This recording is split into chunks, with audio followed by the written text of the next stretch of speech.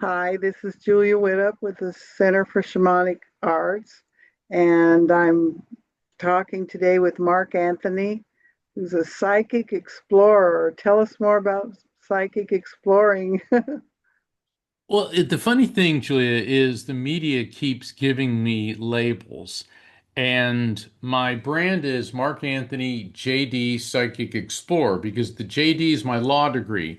And they've called me the psychic lawyer, the psychic explorer. So we combined it all into one, Mark Anthony JD, my law degree, psychic explorer. And what that is, yes, I'm an attorney and I'm a psychic medium. Was born with the ability to communicate with spirits. This ability runs in my family for generations, at least four generations on both sides of the family. But in addition to my work as a medium, I also am a paranormal investigator and I've traveled around the world examining mystical and spiritual sites. I'm a near-death experience researcher, afterlife and survival of consciousness researcher. And so that all combined is why I'm Mark Anthony JD Psychic Explorer. That and the media, whenever the legal system and the paranormal collide, I've become the go-to guy. So I they'll come to guess me about that. And it does happen more than you might think. I'm sure it does. I'm sure it does.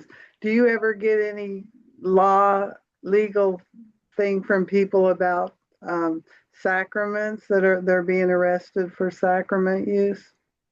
Well, I'm not practicing law anymore. Oh, I've tried over 100 jury trials. I was a prosecutor, criminal offense attorney, personal injury, complex civil litigation, and I left that to focus entirely on my work as a medium, ancient mysteries, researcher, near-death experiences. I write for Best Holistic Life magazine. And I've co-host and produced the Psychic in the Doc on Transformation Network every Thursday at 4 p.m. Pacific, 7 p.m. Eastern, and all times either side. Plus, I just returned from a nationwide speaking tour where I had addressed several different topics for everywhere from San Francisco to South Florida. So it's been a pretty busy year. wow, that sounds interesting. Very interesting.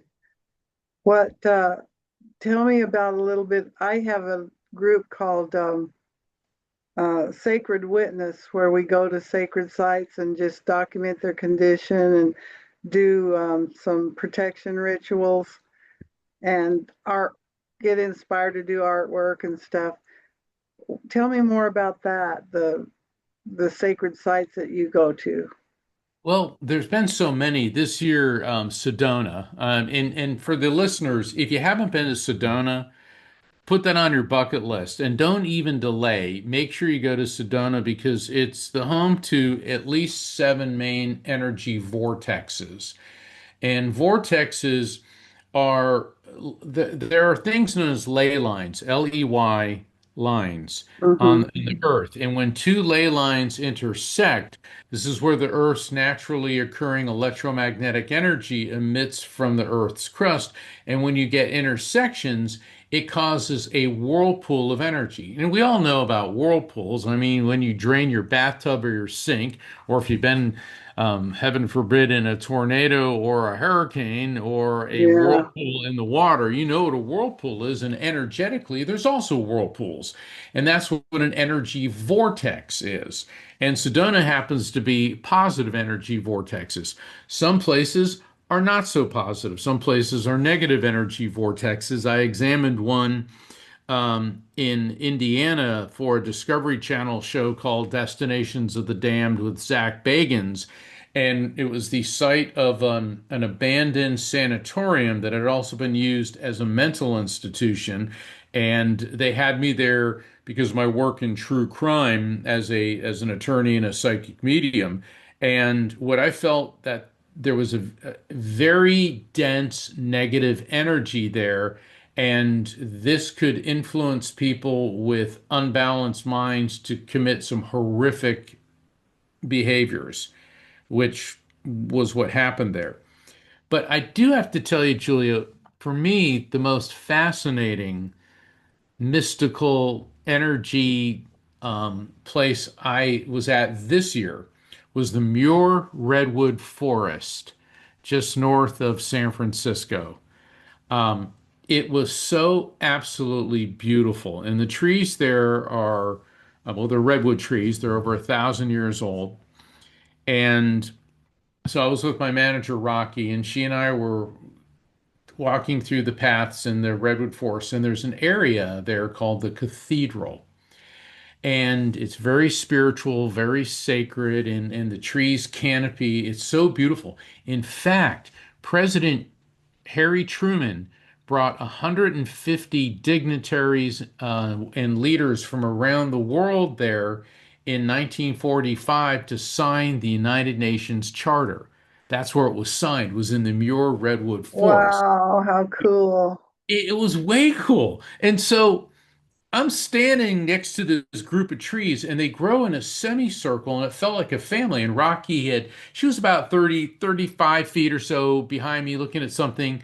And all of a sudden, I felt the trees send me a message. Now, look, I'm a medium and I'm used to talking to spirits. I talk to dead people, but now it's like I'm talking to a tree or a group of trees.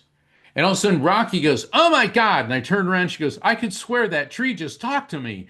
So we're looking at each other, and suddenly this park ranger's walking up, and he's this elderly gentleman. He must have been in his mid 80s. He's walking along, and he looks at us. He goes, "They talked to you, didn't they?" And we Yeah, started laughing. I go, "Yeah." He goes, "I can always tell from the look on people's faces." And he had been volunteering there for decades. And he said, when you're around these trees long enough, they'll talk to you.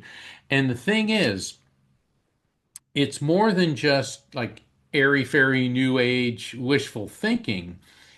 Every living being emits ultra weak biophotonic emissions. We know them as biophotons. And so in our cellular level, our cells emit flashes of light.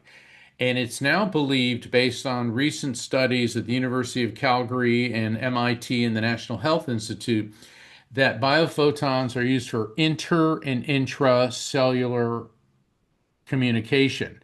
And they flash and it's naked, it's invisible to the naked eye. You need something like an electron microscope to see these. right. Well, it's not just mammals that have biophotons, all living beings do, including plants. And the park ranger started explaining to us, and then I did subsequent research, that on the tips of the roots of the redwood trees is the mycelium fungus. And the mycelium fungus is loaded with biophotons. And so the roots of these trees connect with each other. They exchange biophotonic flashes. And it's even more interesting than that. Neil deGrasse Tyson, the astrophysicist, was explaining that trees that have been cut to where it's just a stump, Yeah, other species of trees will send their roots to them, and the mycelium fungus will direct the roots to nutrients and water. So it does appear that plants communicate with each other. So if we can communicate not only with each other, but with spirits, why couldn't we communicate with plant life? And I saw it right up close. So when you ask, like, yeah, I could talk about going to ancient ruins and stuff like that, but when a tree communicates an emotion and a feeling, wow, that was just amazing. yes. I've had a tree talk to me. There you go.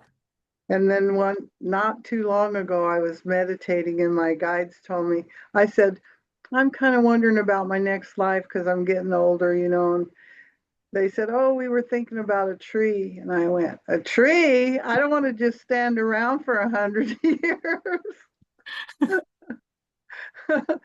So I've been investigating trees a lot lately. I know. It's like that's an interesting thought, but yeah. Well, people say, well, I'd like to be a dolphin. Well, living in the ocean's kind of scary because there's sharks, there's orcas, there's human beings. I mean, there's all types of things. Um, so, but on the other hand, is that decision entirely up to us? What we come May back not be. may not be. And I told somebody about this and they said, "Oh, I don't think it works that way. You don't go backwards." And I thought, how can be going to a tree be backwards? They were here before we were. Yeah, absolutely, absolutely. Well, with reincarnation, which I do believe in, and in the thousands of readings I've conducted, every time reincarnation comes up, spirits say that we live a succession of lives. People like myself and near-death experiences, because I work with the International Association for Near-Death Studies. I was one of the speakers at their annual conference in 2025 and a number of other times. People that have near-death experiences return from the NDE believing in reincarnation. People say, well, that's against the Bible. It really isn't, It because really isn't. it really isn't. There's passages in Scripture which appear to reference reincarnation. It's just that in the medieval era, the church didn't want people believing in a succession of lives. They wanted you to believe in one life, and they wanted to couch that one material life with fear so that you would obey the religious dictates. And I'm not crashing on religions, because all the religions teach peace and love and understanding. But people that claim to adhere to religions don't always follow the teachings of them. They get sucked into stuff too. They do. So I believe in it just because I've been told by spirits. So Yeah, precisely. yeah, I'm totally believe in talking to trees. And my son does too. He said, "Oh, this tree right here, he's X number of years old, and this is his sister over here." And I said, "How do you know that's his sister?" And he said, "He told me." Oh yeah, absolutely. Absolutely. People think, we're crazy when we say things like this, but science is making new discoveries all the All the time, time. all the time. And something makes us alive. Something makes these trees alive. There's a light force. And talking about the biophotons, recent studies have shown that when a person or an animal dies, because now we can photograph using hypersensitive cameras, they can show that your brain does emit biophotons and light signatures. Of course, we know that from seeing auras, which is the energy field, or rather the glow around an energy field. I mean, the light bulbs behind me have an aura. Why? Because there's energy flowing into the light bulb and it glows. And that's why we have light bulbs, because their aura is what lights up the room. Well, we also have an aura. We have an energy field. But recent studies have shown that when an organism dies, so does the biophotonic energy stops. And that has a lot of implications to it, because if I refer to our soul as the electromagnetic soul. That's a concept I developed and I introduced in my latest book, The Afterlife Frequency, the EMS, the electromagnetic soul. And the recent studies on biophotons are completely in harmony with this theory. It's not that the light dies, it's that the energy that creates the light is being transferred somewhere else. And we know this from the first law of thermodynamics and physics, that energy is neither created nor destroyed, only transferred from one form to another. So when we physically die, the energy, our electromagnetic soul, the biophotonic energy, isn't dying with the body, it's merely being transferred to another dimension. Yeah, I believe that too. Wow. You know what? We're running short of time now. Could you let us know where people can get a hold of you and your books and all that sort of thing? Absolutely. I invite everyone to visit my website, which is afterlifefrequency.com, just like my Okay. latest book, Afterlife Frequency. I invite all of you to sign up for my newsletter. You can go to the calendar of events. You'll see what I've got going on and where I'm going to be and events that I'll be conducting. And that's all at afterlifefrequency.com. I also invite everyone tune into my show, The Psychic and the Doc, every Thursday. We take calls from listeners. I'll do readings for callers, and my co-host, Dr. Pat Basili, is a world-renowned behavioral psychologist, and she helps people understand the full impact of these messages.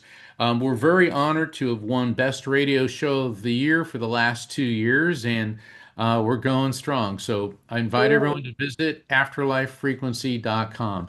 And Julia, I want to thank you so very much for having me on the Shamanic Arts Center podcast. It is just really great to finally get to connect with you.